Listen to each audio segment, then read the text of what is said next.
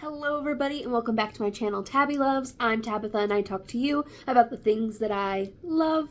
Today we are going to be doing August's edition of Exploring Smut.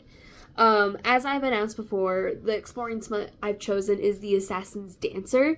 This is it's inspired by the 12 Dancing Princesses as far as I could tell. Like it says up there, 12 Dancing Princesses Dark Romance.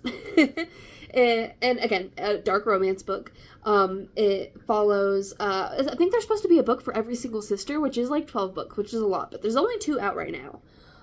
And this first one, basically a princess, she has an arranged marriage with, this other prince, I guess, but she doesn't want to marry him, so she hires an assassin to get rid of him, and then the assassin becomes obsessed with her.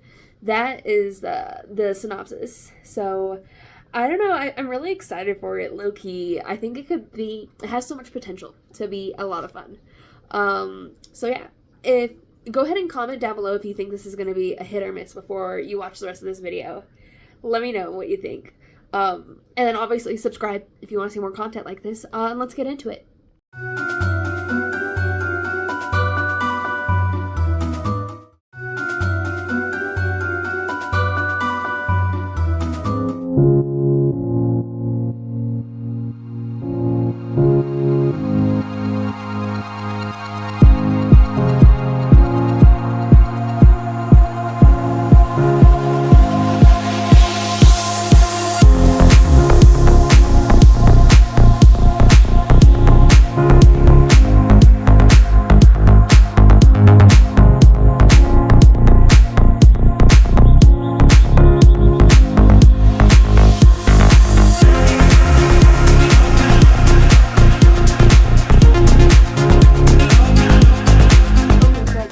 Correction.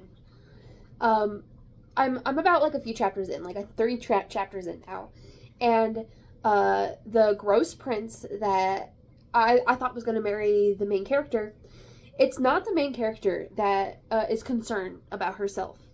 It's that this old man, which the main character is like 24, I think, or is she 26, something like that, right? She's in her mid-20s, and the prince, who is twice her age, apparently, and really, really gross, he said that she was too old and started going down the line and had been going on dates with her other sisters and that kind of thing. And her father said that he had some sort of arrangement with the prince, so they've been allowed to reject princes so far, but if there's no choice to reject this prince. One of them is gonna be forced to marry him. So now she has snuck out of the castle, which they are not allowed to leave the castle grounds, but she has snuck it out of the castle. And her name is Amaryllis. Amaryllis. I don't know how to say it. Her nickname is Ami, so we're just gonna call her Ami. But yeah, so she has snuck out of the palace and is now on something called the Night Street, which has a bunch of criminals and stuff. And she's looking for this guy called the Scorpion, who would take care of him. And she's like, I don't know what that means, because she's like sheltered or whatever. But I'm like, girl, I think it's pretty obvious what taking care of them means, but I digress.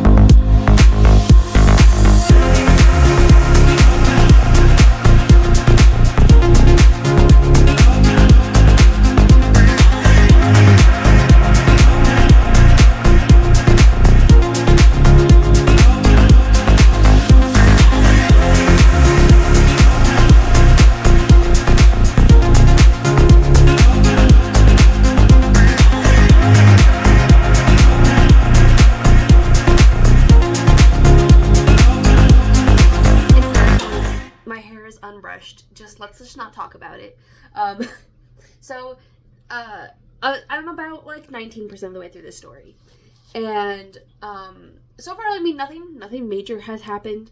it turns out the assassin guy, which his name is Casimir, I want to say. Kasimir. I think it's Casimir. Anyway, he is the assassin that is helping out the princesses, and he has barged into the princess's room because he finds out that, hey, she lied, that she's not a maid at the castle, she's a princess, and he didn't appreciate being lied to, I guess. And, like, basically just, like throws her up against a wall, you know, sexy back and forth, whatever, and then leaves. And the sister is then telling her other sister about it, and the other sister was like, oh, you're missing your chance, this is your chance for your love story. And I'm like, girl, they have not known each other long enough, and you have not heard enough for you to be making these claims. Especially as sheltered as you guys are, like, I don't know why the sister isn't more concerned that this guy who is an assassin has access to all of their rooms. Honestly, their entire plan to deal with this prince is incredibly stupid, but I digress, I guess.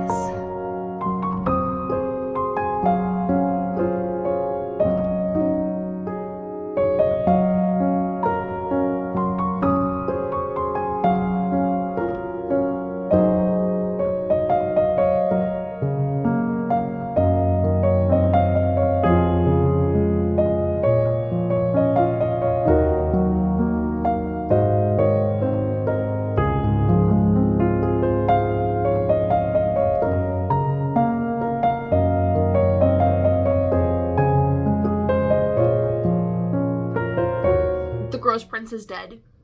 I mean, good, because he was awful.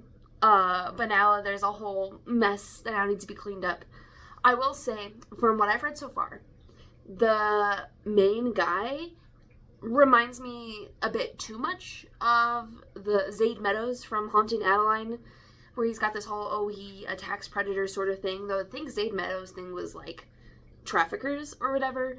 But this guy says that he murders people that bother women, but then he's like, but I'm about to go bother women myself, and I know it's hypocritical, and, like, all of this, and I was just like, this is the same kind of shit that Zaid Meadows was on. He's like, well, I'm gonna go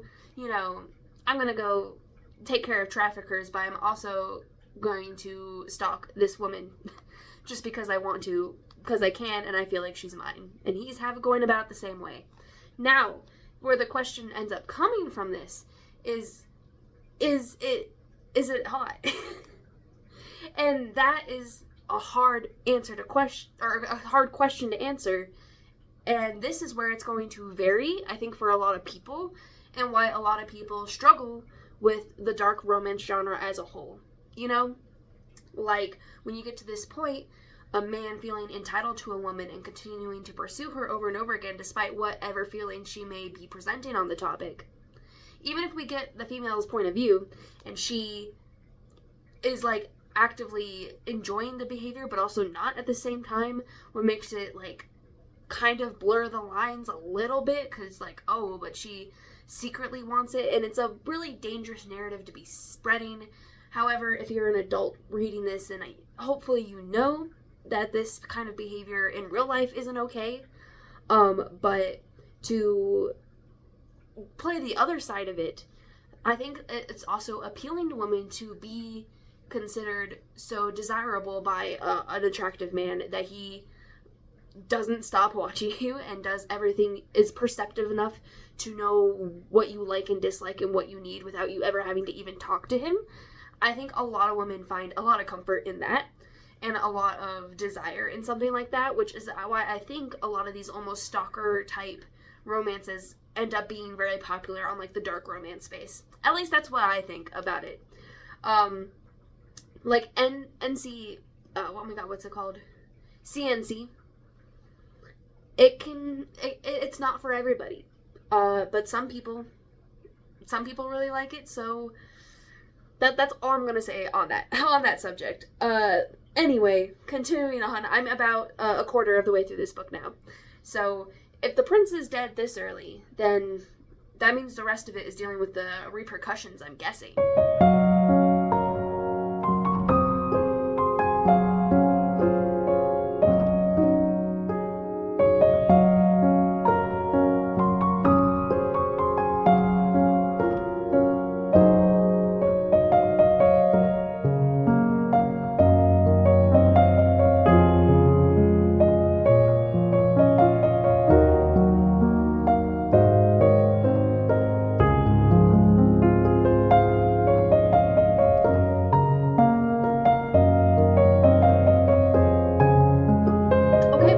Now we have taken a turn that separates him from Zade Meadows. He says that he prefers, if he calls her his prey, but he says, I like my prey willing. So at least we've kind of gotten confirmation that he would not take it any further than she would be willing to give him, which is an important distinction, I think. That being said, I definitely think we are going to start getting closer and closer into Spice territory. Because, like, let me just say that he has snuck into her room again, and she's in the bath. And, already we're getting, hints of it. I just have a feeling it's just gonna propel itself from here, which already means that it's more Spice than the last few times, or the last few books that we have read. Which will be fun. I am here for it. I'm here for this kind of fucked up kind of obsession kind of thing.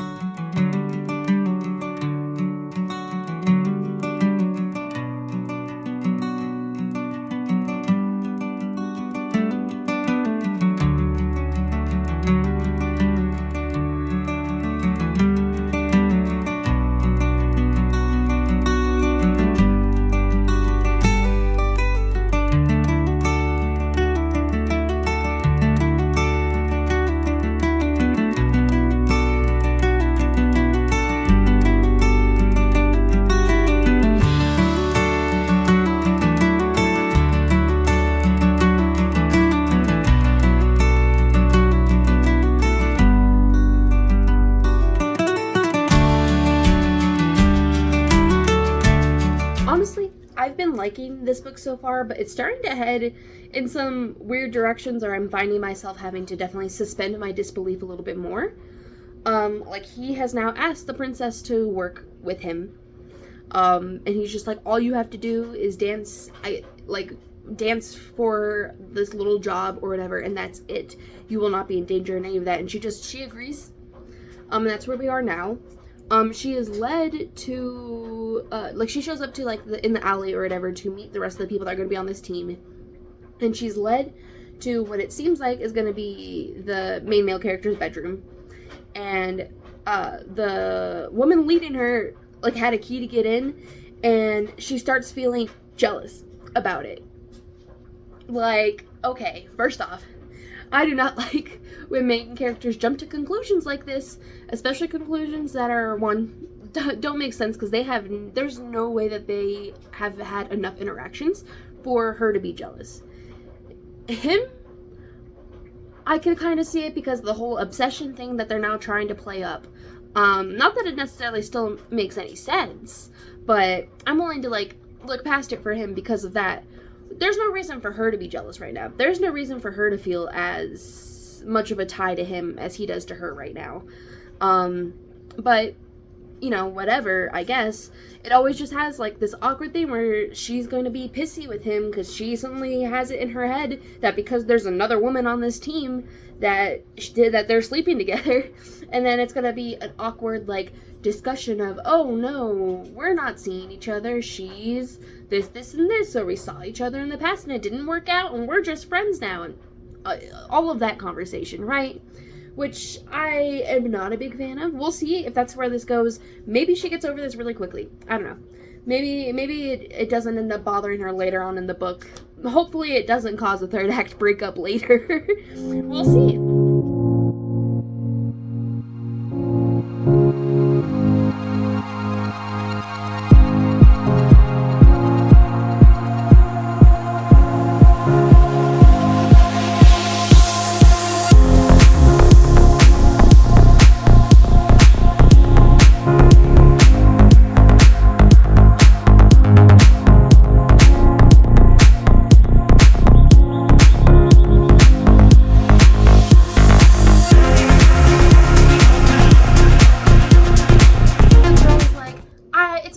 job to make you pretty for your performance tonight.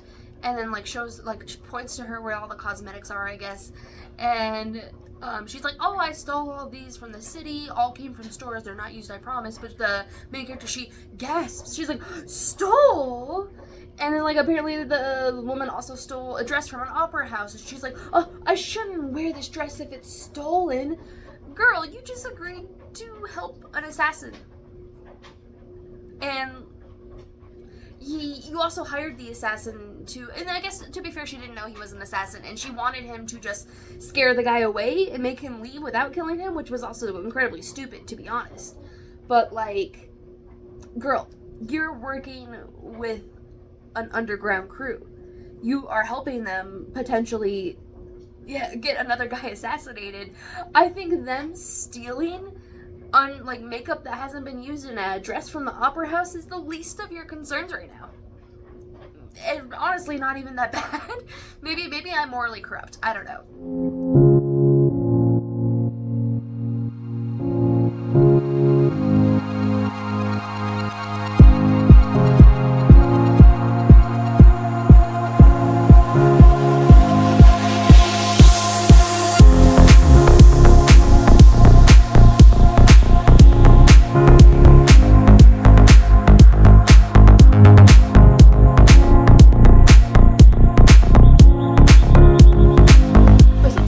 Wrong. They're not murdering anybody. They're just stealing from the guy hosting them, I guess.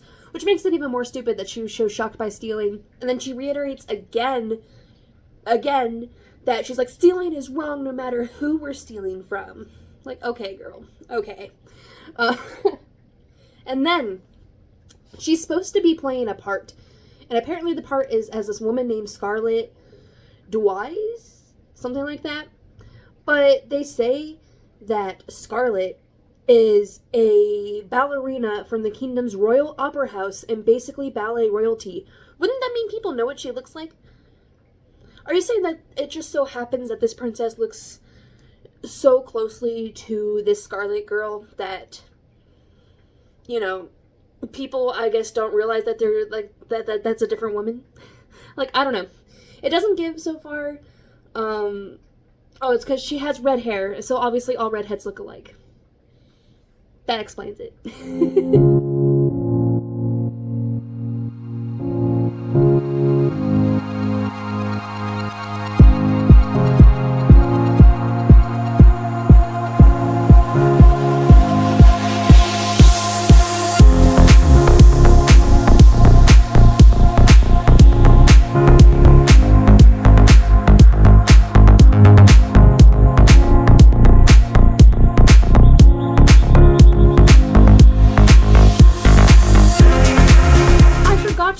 To be dancing.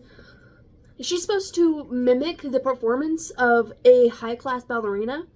It's not that I have doubt that she can perform dance at that level. This is a 12 Dancing Princesses retelling after all, right?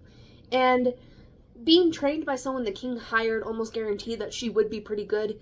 Just, would her dance style be able to mimic a dancer that she has never seen? I doubt it.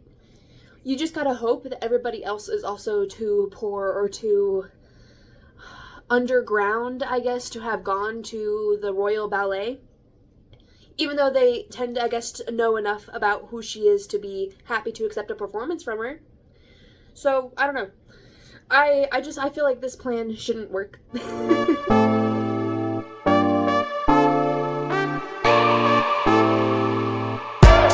Hey, for you, it's been no time at all. For me, it has been several days. But I have made it about 60% of the way through the book. So it is time for me to update you guys on all of my thoughts so far, especially because we have finally gotten to our first few smut scenes, actually. Though only one of them had actual, like, full-on intimacy. But we'll get into it. I do want to start out, before I dive into it, two things I want to say. First off, I have tried out, for the very first time, some and this is not sponsored, but Bath and Body Works body scrub and body butter, like a duo, and specifically their eucalyptus and mint aromatherapy like line or whatever, and my skin feels so soft. Oh my god. Like, if I blow up my YouTube channel so that I can afford the life that would let me turn into the person I'm meant to be, because if I was able to keep up with the amount of extra stuff I want to do hygiene wise and like a whole change of wardrobe, it's over for everybody. Okay, and then going back to the book, I do want to say before I get into all of my thoughts so far, I am enjoying this book. I am having a fun time. Like, it's not as fun as some of the other ones I've done this year. Like, there's still, like when I get into the issues, there are issues that are impacting my enjoyment. However, it is not as bad as the previous two books have been. So, it's very middle of the road. So despite the list of complaints I have made, quite an extensive list, this is not a bad book. The writing is, like, pretty decent, especially for this genre.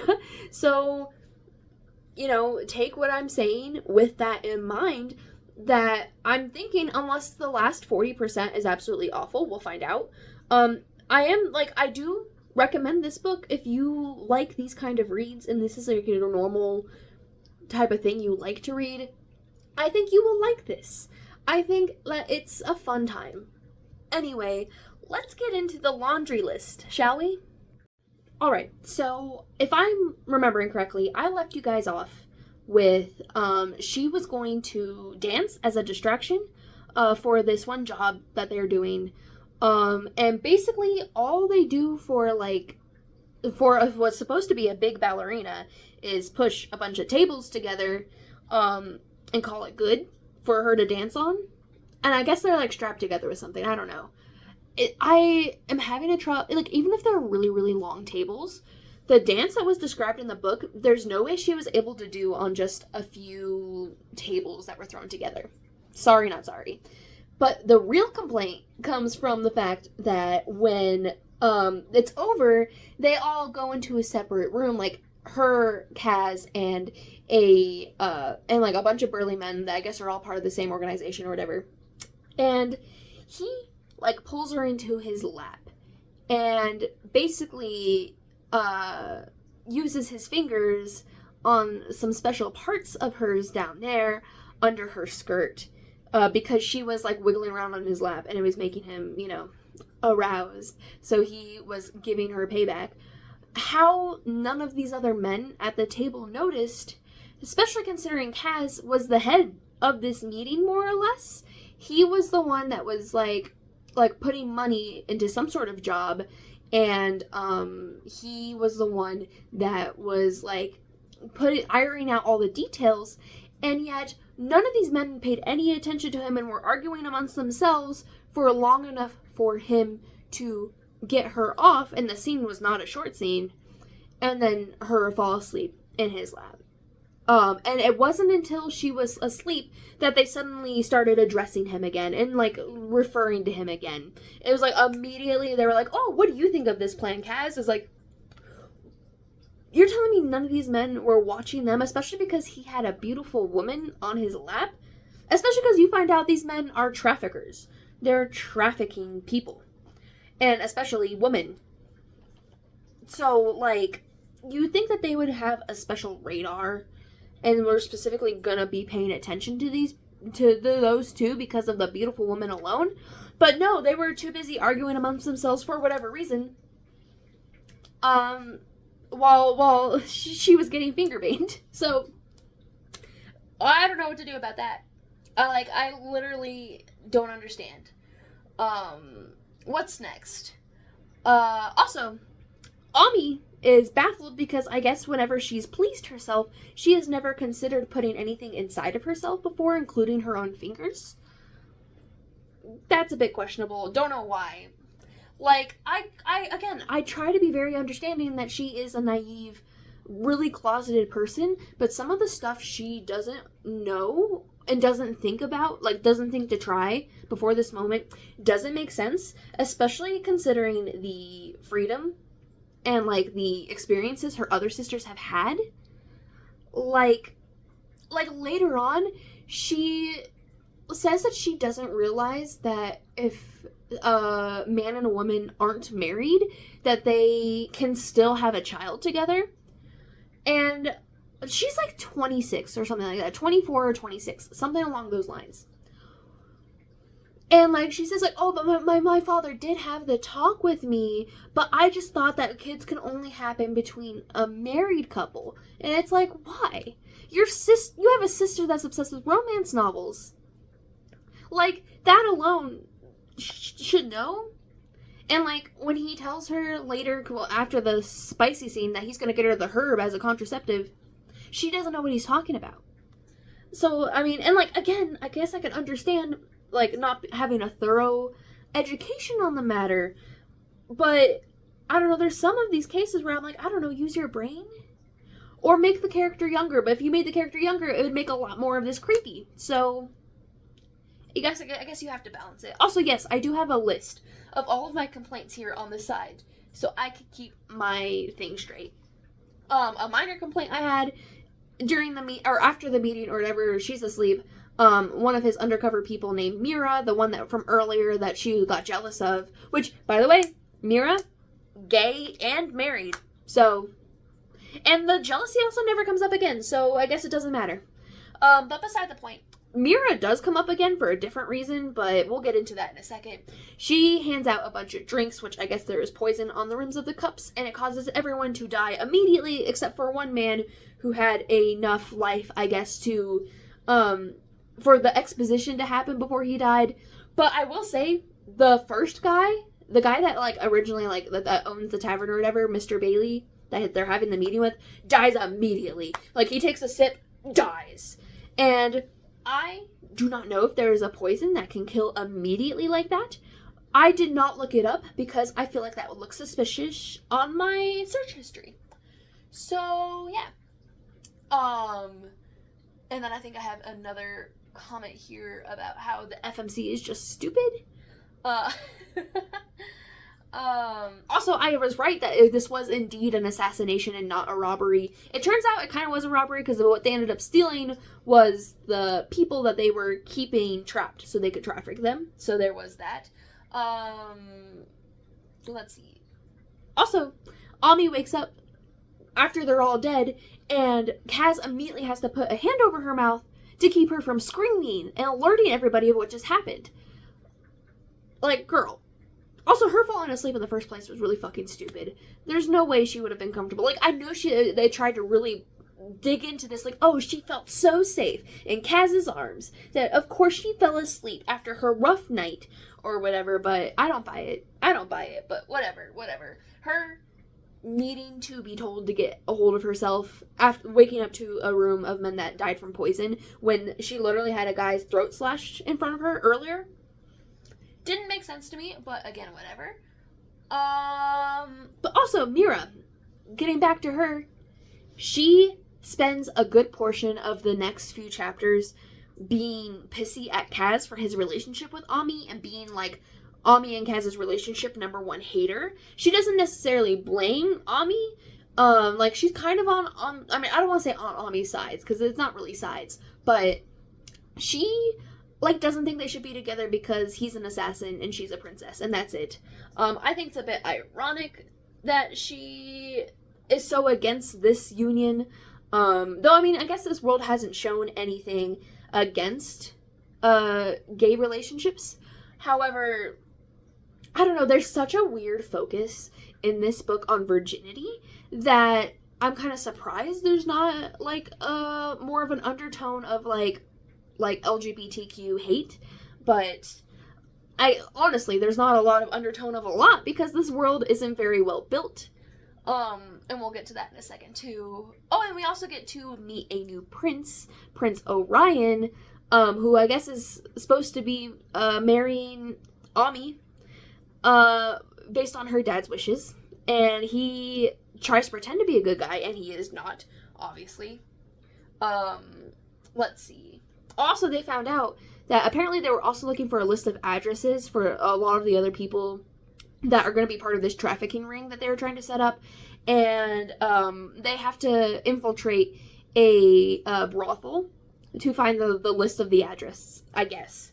And of course Ami is like, well, I can help, and Cass is like, no, you shouldn't. And then she goes back to the castle, and then Orion is there, which I have a whole other thing about her ease of getting back in and out of the castle.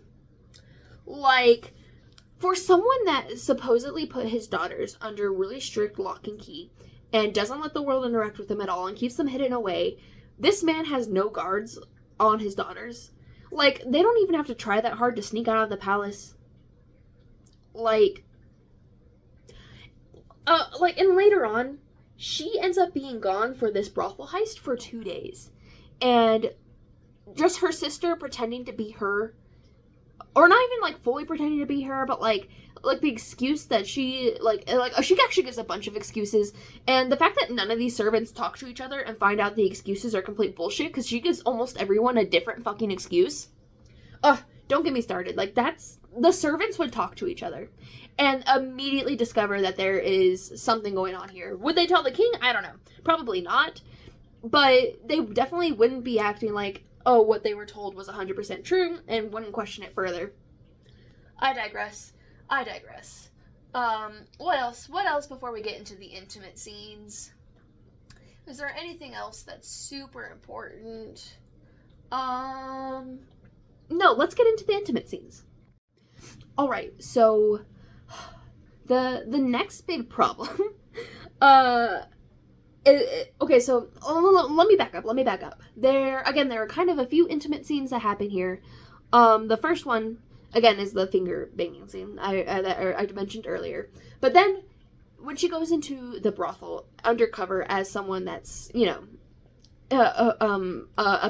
a worker for this brothel, she gets given a drug called Bliss, that kind of just makes them super willing, I guess, and super, like on a high, and, like, just, like, happy. It's bliss, right?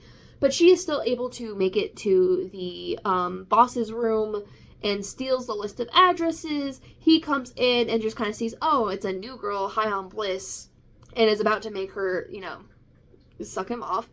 But then he gets killed by Kaz, who I guess was monitoring her most of the time. And then when he sees that she's high on bliss, he finds a private room that's empty and, like, locks it and, like sequesters them away so that she doesn't have to deal with anybody, and he can, like, help her get through her high. But she really wants him to sleep with her, but he's like, I'm not gonna do that while she's drugged out of her mind, but he does eat her out. And honestly, no complaints. I liked this little stretch. I thought it was fun. I liked the undercover storyline. I kind of like, I was someone that used to read fan fiction, where there was the plant that made people super, horny. And it always made the characters in the fan fiction sleep together. I was a big fan of that trope, so I didn't mind this. Even though, like, he didn't sleep with her, which is fine, because, she is on drugs, so it's, like, a consent thing, Again, this guy, all about consent. So, also, though, him, getting into, like, freeing people that are being trafficked and taking down trafficking rings, very Zaid Meadows again. It's like this person tried to take Zaid Meadows, but then also made sure that he was all about consent, to take away the part of Haunting Adeline that a lot of people don't like. I do like Haunting Adeline, so, but I also do like CNC to a certain extent, depending on how it's done, so, there is that. But beside the point, anyway, they go back home once it is safe for them to leave, because, oh, guess who's at the brothel? Prince Orion, who's celebrating his marriage to Ami. That's going to happen, I guess. And, then that just pisses Kaz right off, but, like, Ami doesn't want it, so he's like, whatever. They go back to their place or whatever, and she kind of sleeps off the high and then wakes up at some point, and while looking for a fire to sit next to because she's cold because it's a side effect of the drug wearing off, he offers her to go into his room, and then they end up sleeping together, and he ends up holding a knife to her button down there. Interesting. Nothing came of it besides just the pressure, I guess, and like the thrill of, ooh, you're like, this is dangerous, and then that's it. But the spice scene itself actually I didn't mind so much. I like the way these spice scenes are written. I think they do a good job of it. I think that these like they're very, so far nothing too extreme. Again, there is the knife, but it didn't really do anything, so it doesn't really count as anything extreme. For something that was labeled as an extreme dark romance, I'm failing to see any of the extreme. Like, this guy full on, like, loves consent, which is great, you know. Well, that's fine. You can have an extremely dark, spicy romance without the consent not being there. Like, you can have it. You could have a guy, you could have someone that wants to consent fully and still have a dark romance. But, like, so far, he's eaten her out and he's fingered her. And maybe fingering her in a room full of men that none of them noticed is kind of, I don't want to say it's extreme, though. Like, it's, like, a little bit less vanilla than some of the other stuff. But, like, it's okay. And then the actual, like, intimacy itself, very straightforward, you know, very run-of-the-mill. Nothing extreme about it. Yeah. And then I think my final note I want to make for this section that I've read so far, like, again, 60% of the way through, is the big thing that I'm noticing is that there's just a lack of world building. Like, we kind of get the father as the king and her sisters, and we kind of get the night alley, and that there is criminal activity, but we don't get very much else. Like, I have no idea, like, I have no picture of this world in my head.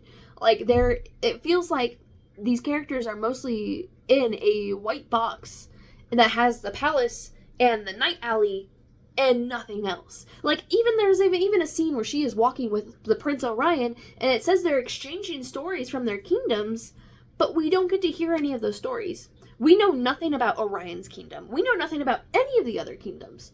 We don't know why her father is so gung-ho that she absolutely needs to marry this prince and they're out of options. Why she needs to marry the prince in the first place, we don't know. And maybe this will be revealed. We'll find out if it's going to be revealed why. I mean, because I kind of know to a certain extent that, of course, the king is going to be focused on building alliances through the marriage of his daughters to foreign princes. Why it's suddenly a big deal now when it wasn't a big deal before that they were turning away princes, I mean, I don't know. But maybe that will be revealed later, because we know nothing about their father. We haven't seen anything. And again, apparently a princess could be gone for 2 days straight and no one would even notice. So, what do I know? What do I know? But that's, I think, my biggest complaint of this book so far, is there is no greater world. Like, there is no world building to this book at all so far. Like, it's very much focused on the characters and the relationship, but even then, I would argue the actual relationship building itself hasn't been done very well and very extensively. It was just kind of, he's instantly obsessed with her, and she, like, is a little bit scared of him, but also, like, instantly into him, and there hasn't been much else. So, I guess we will continue reading, and we will find out if there will be more. We will find out what's going to happen with Prince Orion, because it seems like her father is going to force her to marry him, even though she doesn't want to. And we'll see.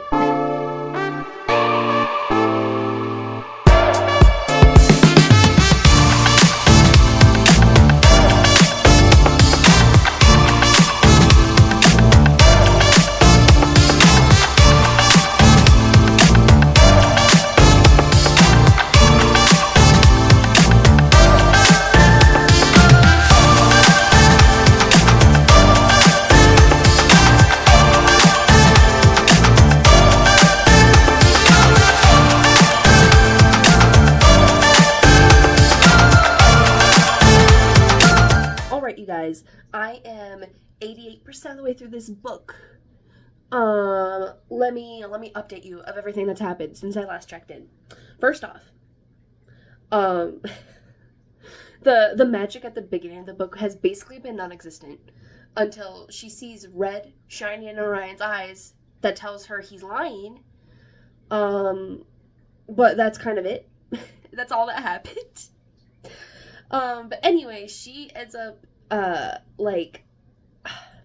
so because she got back to the palace, Kaz had followed her there. You know, he had shot an arrow that had, hit the box with the ring that Orion was presenting to her to marry her, and then the whole castle went on lockdown, right? I'm trying to remember where exactly I left off with you guys, because I know it was around that point. She sneaks out of her window because she wants to dance, and there are guards posted at all of their doors, so she can't just leave out the front door. So she climbs out the window. Kaz finds her, and he brings her to this little alcove that he picked a lot of flowers. He made it really beautiful. He had a band playing nearby, the full 9 yards, right? Super romantic, super sweet. And then it gets near the end, and it's she's I have to leave. And he's no, you can't, blah, blah, blah. And they end up doing a hide and seek, and he's if I find you, you're mine. And he's all excited about she's gonna have to sit there and think about what he's gonna do to her when he finds her and all of this. And she goes, runs and hides, leaves a trail of dirt that he's easily able to follow. And we'll get more into that in a second. That's a whole discussion, because when he finds her in the library, they sleep together, they have a fun time, and then they go back up to her room. The guards are passed out on the floor because they're awful at their job. Obviously, if this book has taught us anything, it's that the guards of this castle ain't worth shit. And I'll also be getting to that in a second too. But then he puts her in bed. She sleeps. When she wakes up, he left her a note and some strawberries, because she revealed that strawberries are her favorite food, apparently. And she continues on with her day. But it turns out, Kaz finds out when he's snooping around the castle, because he's actually trying to kill Orion. But he finds out that, actually, someone did see them last night, which shouldn't be a fucking surprise. Let me tell you, when they started playing this chase game and she runs into the palace and doesn't see anyone, and then he also follows her into the palace and doesn't see anyone, I was there's no fucking way. There's no fucking way. I understand the palace is under guard, or under a lockdown or whatever because of the arrow that Kaz had fired earlier, but you're telling me there was not a single guard anywhere in this entire stretch? And it turns out it was a random garden boy that had saw the two of them together in the garden, and then went and reported to Orion that, and as he was reporting that to Orion, they ran by the window when they were playing their little game, I guess. And then Orion was looking for them, but apparently didn't look in the library. He wasn't able to find them last night. But then he is able to find her in the morning. He gets Kaz taken to the dungeon, and he takes Ami up to his room and is low-key, I want to say torturing her. It's not really that bad, but apparently he just really wants her to consent to him to sleep with her, I guess.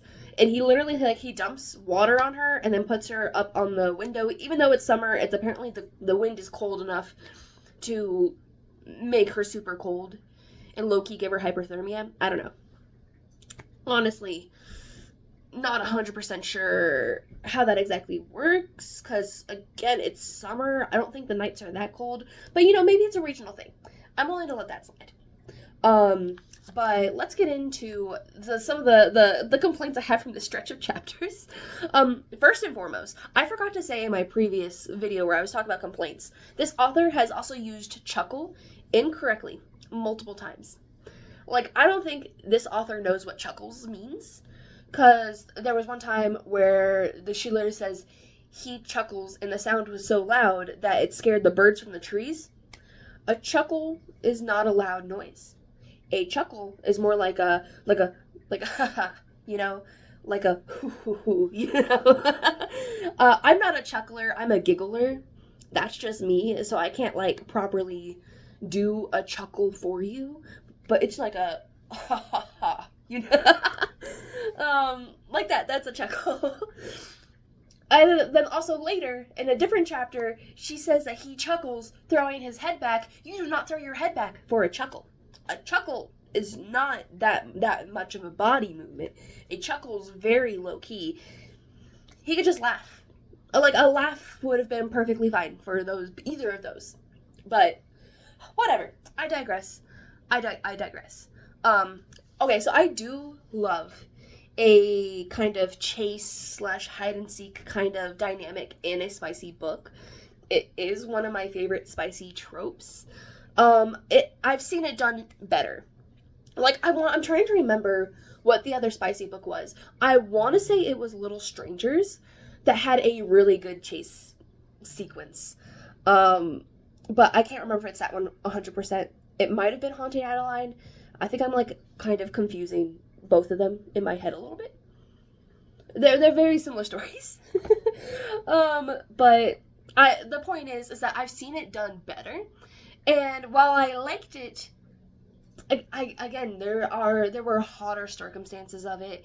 He does use her ballet shoes to tie up her hands behind her back, so we get a little bit of something different. But then again, the sex itself was still a little normal. Oh, and then finally,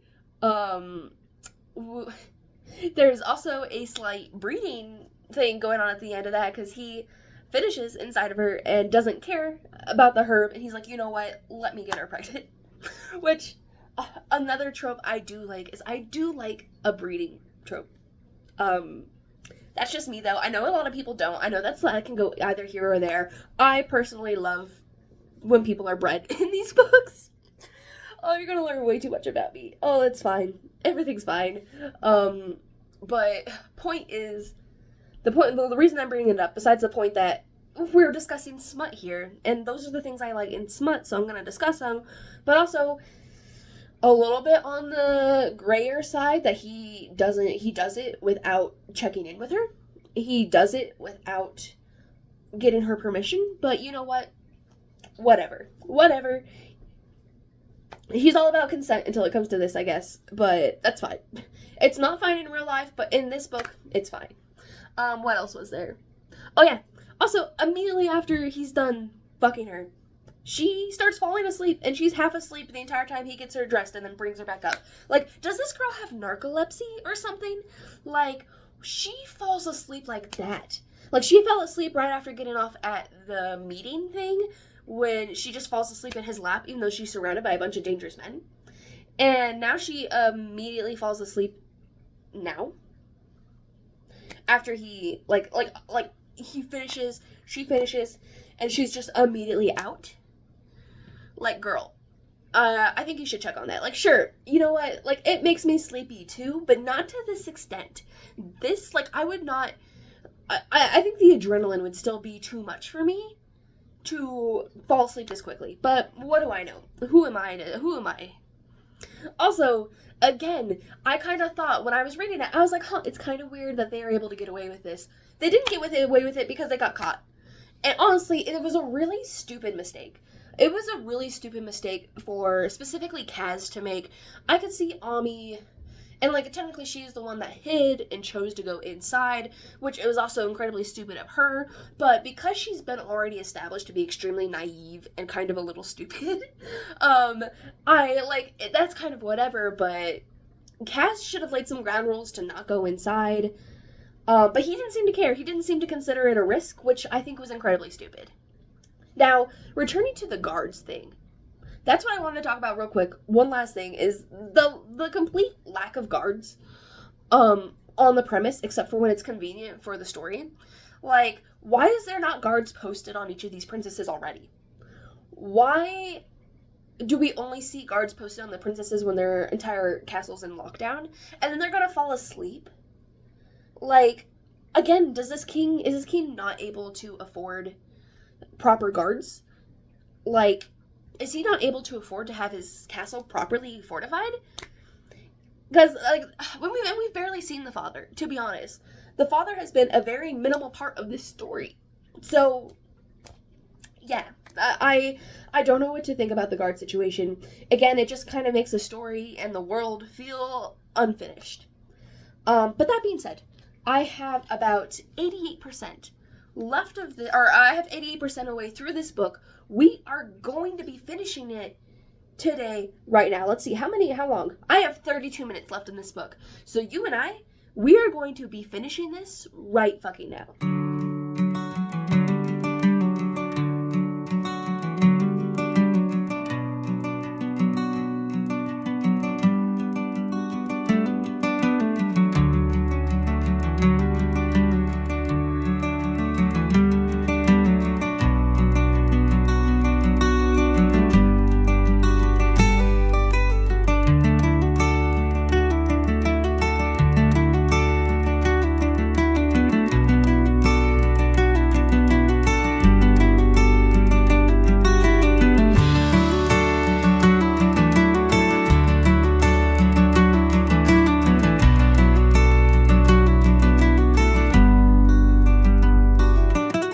A maid had come to get her because her father, the king, had asked for her. You know, he's finally coming back into the story, I guess.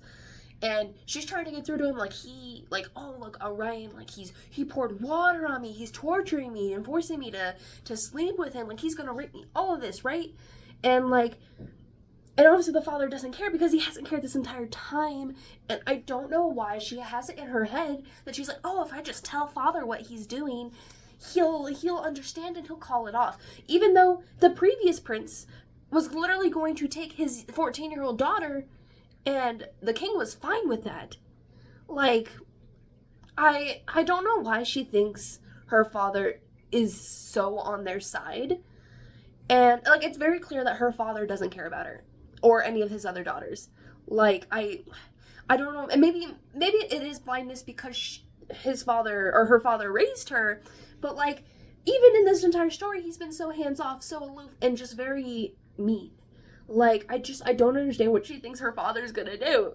And then it reveals, the reason her father's being so pushy is because he wants a male heir, and I guess he has some sort of deal with the princes or whatever that if they take one of his daughters, if they have a son, he gets to claim the son for himself to be his heir. Because I guess you need a male heir in this kingdom. Because of course you do, I guess. And that's a common, kingdom trope, if you could call it, that you need a male heir to take the throne and you can't just give it to a woman for whatever reason. But I don't know. And it's also revealed that he did an auction for her hand, and whoever paid the most got to be with the oldest. So, not a great man. Not a great man at all.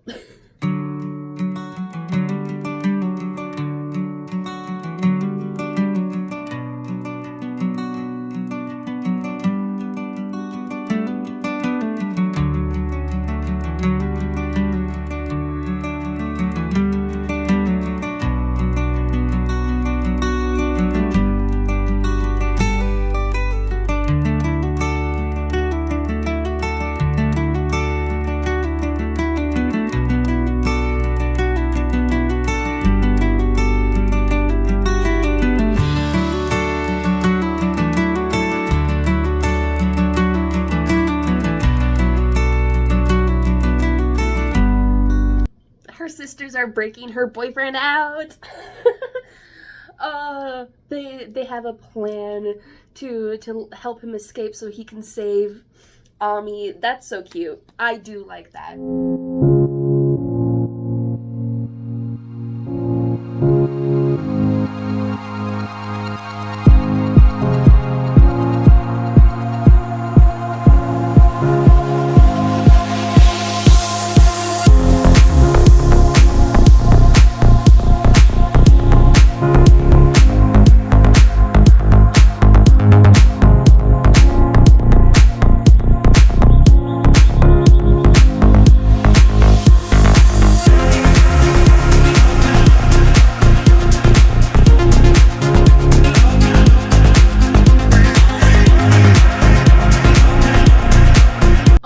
Stabbed the prince herself.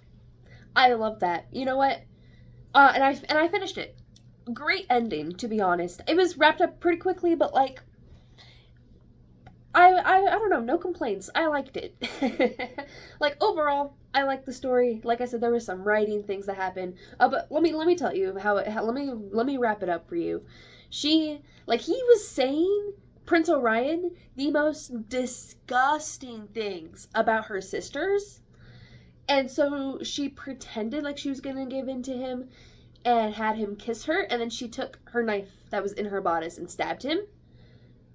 Personally, I would have stabbed him earlier, but you know, like because she got dressed before she went to go see her father and probably put the knife in then. But whatever. Uh, then after she stabs him, he's still kind of alive and tries to strangle her. But then that's when Kaz shows up and like just slits the guy's throat. He's dead. And then he's also like, and I can pretend you're dead. Like, we can fake your death too if you want to come home with me permanently. And this time, with her sister's encouragement, she said yes. So then they fake her own death, and she goes and lives happily ever after with Casimir, I guess. And they have one final meeting with all of her sisters, like a month later or something like that. And she's just like, it's obvious that she's gonna still be in the other stories, is basically what the setup was. Like, they offered that if they ever need help, they're there. Great sister things. And then there was one final spicy scene there at the end, which was fun. And it was another chase one. This one, again, it was a little quick, but a little bit better than the first chase scene was. And yeah. Honestly, I read the synopsis for the next book in this series, and I am kind of curious, because one of the sisters, Dahlia, apparently in the next book, because I guess she's the next main character, she gets captured by a demon lord, and I'm kind of curious about that. So, I don't know. Maybe keep an eye out. Maybe we'll see somewhere down the line I might read the second book in the series. We'll see. We'll see, because again, I like that ending, and I'm interested to see what else could be done with it. My biggest complaint, like I've said a few times through this video, is that the world just felt very, very incomplete, very, very shallow. There was only really two settings, like the castle and the night alley, and we didn't get to hear much. Like, even of what normal people's life is, we get a lot of, like, instances that say, oh, people are starving, but, like, we don't really see any normal citizens. We don't really interact with any normal citizens. We only interacted with criminals, and then the princes in the kingdom, and like in the tower, and like the guards, kind of. Which there was a lot of guards there at the end, for considering them being non-existent the rest of the book. Like, there are some time constraints where they're like, oh, we only have a few hours till maids start snooping around, but the princess could have been gone from the palace for 2 days and no one would have known. But, you know, I digress. But there is a lot of potential here still, I think. Even though the complaints I had, it's going to be 3 stars. Like, it's going to be very middle of the road. However, I could definitely see people liking this book if you kind of like the 12 Dancing Princesses, though it's not as 12 Dancing Princesses as I was hoping. Like, I was hoping they were going to get a secret world where they get to go down and dance in, and that's where the romance was going to be happening, but I guess this is close enough. You know, like, it's different enough. Like, I could understand trying to not, like, copy an idea outright, but still, like, putting your own twist on it. And she kind of did that by having a dance circle that was built for them by their father. But, you know, I think the sister characters are fun. I'm excited to see maybe what some of the other sister stories might be like. And, you know, again, I might put this second book down later on in the year. But, yeah, so that's it for Exploring Smut for this month. Was this book kind of hot? Yeah, honestly, the spicy scenes were better than I think the last books, for sure. Like, there was a lot more chemistry there. I liked the couples a lot more. I liked the characters a lot more. Like, even though I thought the main character was kind of naive and stupid, I didn't necessarily dislike her because of it. It just, like, I guess it makes sense. I guess that's just who she is. So, it wasn't that big of a, like, curve in my enjoyment of it, and I still was like interested in what was going to happen next in the book, despite the fact that some of the like jumps for these were a little silly. But I do recommend it overall if you're curious. um I again, I just wish the setting and the magic came a little bit more, but that's why I'm so intrigued about this next book, where it's a demon lord. I'm excited to see what Dahlia's power is going to be. There's a sister named Fern. I don't know if I've mentioned this. She can turn invisible. Like that's pretty cool, and that's the most obvious power out of all of them. I guess the power of sight that the main character got is just that she can tell when people are lying. And she can tell it by a red glint in her eye, and that's what she means by true sight. I'm like, I guess that's kind of cool. That could be kind of useful, I suppose. But I digress. I do not know what next month's book is going to be.